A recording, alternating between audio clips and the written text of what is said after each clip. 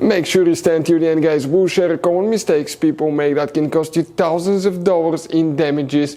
Stay with us, we'll explain what we're talking about.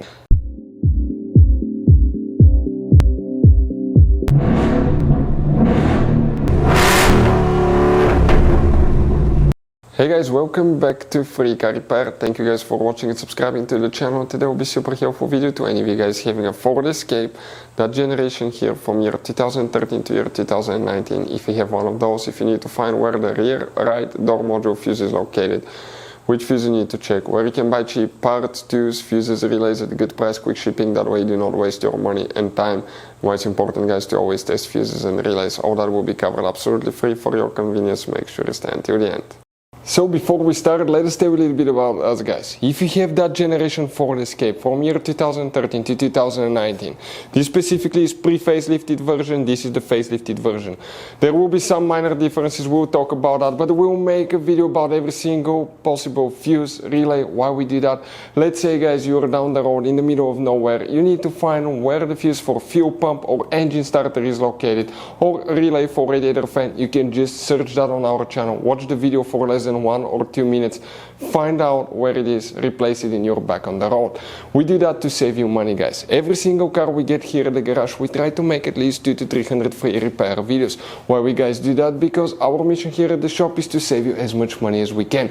And we guys have more than 12,000 free repair videos on our YouTube channels as well that can save you more than thousands of dollars in future repairs. If you guys need to buy any parts, tools, fuses, relays at a good price, quick shipping, that way you do not waste your money and time, we will share the links in the description of the video below for your convenience. Make sure you stay until the end. So the rear right door module fuse, guys, where you can expect to find it, we'll demonstrate on this generation Ford Escape here. This is the pre-facelifted version, this is the facelifted version. They're built on the same platform, same generation, okay, and the fuse boxes will be the same. You guys have 3 different fuse boxes. Today we're working one that's right in the trunk. So open the trunk, and now on the right side, okay, here you have a cover. Open it. Underneath you'll find the trunk fuse box with a layout like this one here. Before we continue, let's explain why it's always a good idea to test fuses and relays.